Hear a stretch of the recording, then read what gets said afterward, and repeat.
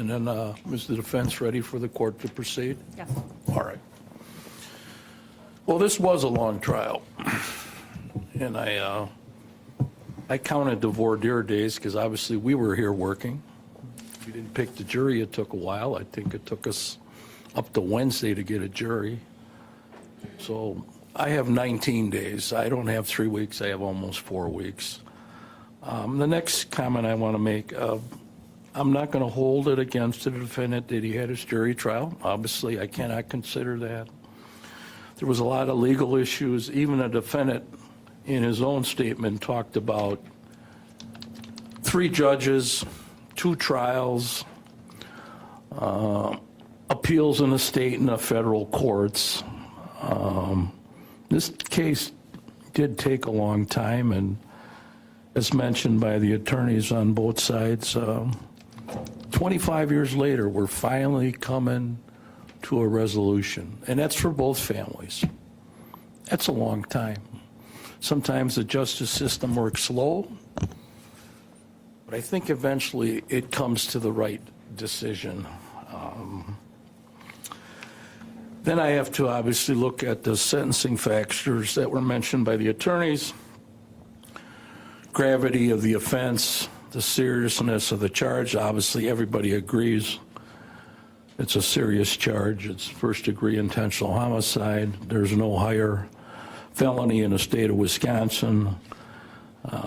The prison sentence has to be life in prison. I can't change that. The only issue for the court is whether the defendant will be eligible for parole. I will note for the record, the pre-sentence report says no parole. The district attorney says no parole. The defense is asking me to grant parole for Mr. Jensen after 20 years, and obviously we have all the requests of the victim's family, again, asking for no parole. I look at the defendant's character, which I have to do. He's well educated, finished high school here in Kenosha, went on to college, obtained good employment. I think the pre-sentence at one time indicated that he was making over $200,000 a year, very successful. Started another business when he couldn't work as a broker. He does have 3 children. He has no prior criminal record. So obviously those factors the court has to take into consideration. The other advantage that I have on this case is the trial. It's not like it was a plea and I don't hear all the facts. The attorneys tell me what they want me to hear, and then I have to make a determination. But I did have the trial here, and what I'm going to mention here, I'm looking at Mr. Jensen's letter that he read into the record on page 2. He indicates, now with the second verdict, I realize this case needs resolution or there'll be no closure for my 3 boys.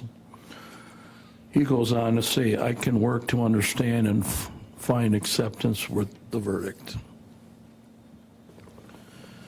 Well, I watched the trial, and I think the evidence was overwhelming that Mr. Jensen was guilty. And the jury came back with a pretty fast verdict. Some of the evidence that I'm going to mention that I think is overwhelming is the defendant that was in jail with Mr. Jensen, and Mr. Jensen wanted to get rid of a witness. And I think the conversation was something to the effect that we need to sit on this witness. And they were plotting this plan not to have this witness available because he gave pretty damaging testimony against Mr. Jensen. And it's Mr. Jensen who's on the jail phone records talking about this.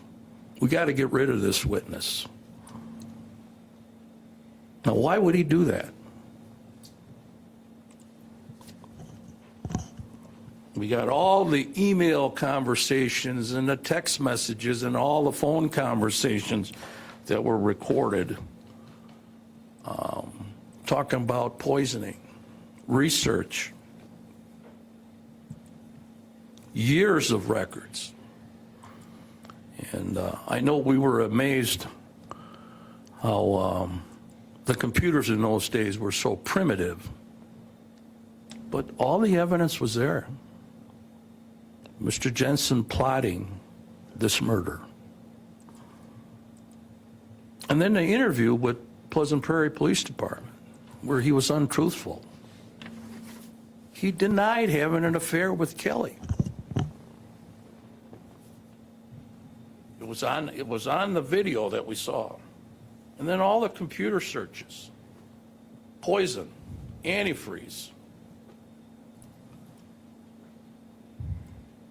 And then all the penis pictures. I mean, that was rather strange. The torture that he put Julie Jensen through. So there's multiple levels of evidence finding the defendant committed the murder.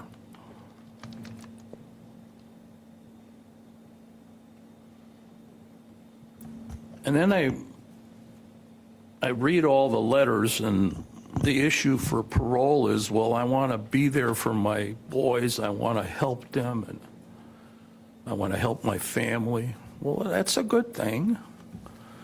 But what about Julie? She has nothing today. She's dead. She's never going to see her children get married, have successful lives, be there for the holidays. He caused that. He's the one that put that in motion. He says, well, now my boys don't have two parents. Well, guess what? He's the one that murdered Julie to get the ball rolling. You know, and then there's other avenues that people can do if they don't get along with people, and that was mentioned by the state.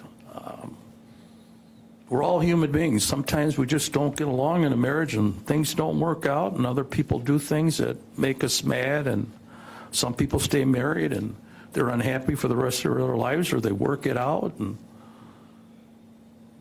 Mr. Jensen could have had that opportunity. He could have walked away. If he was having a difficult time with his wife, he could have divorced her, separated, or whatever.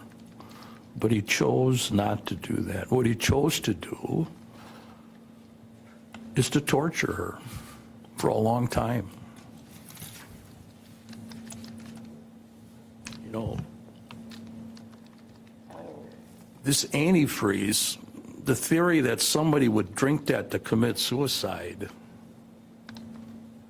I don't buy that.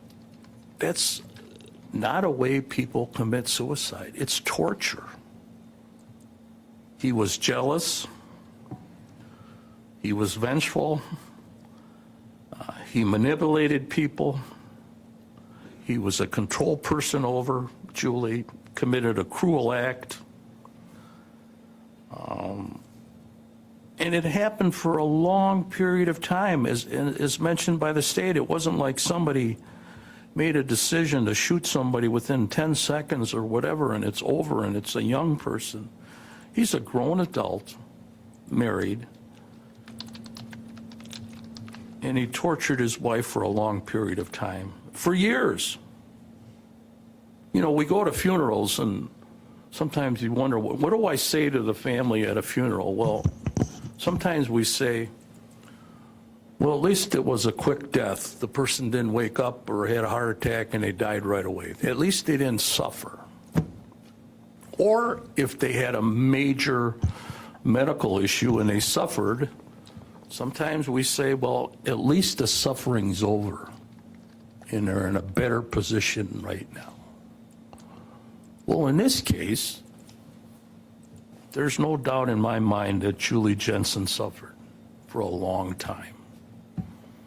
And the evidence showed that through the trial. She did not have a good life for a period of time that she was married to Mr. Jensen. the harassment, the antifreeze poisoning, the lack of calling a doctor when she was dying. It was a painful death, and it was all caused by Mr. Jensen. You know, I look at the pictures that I have in front of me. They're pictures of Mr. Jensen with his children, but I still remember Julie Jensen's picture that we had during a trial. She was a loving mother. She loved her children. Both sides agreed to that. And she will never get to see her children grow up because she was murdered by the defendant. So this was planned out for a long time. It was intentional. It was researched with a purpose for evil. He's not getting any parole eligibility. It's too serious of a crime to depreciate. It was too vengeful.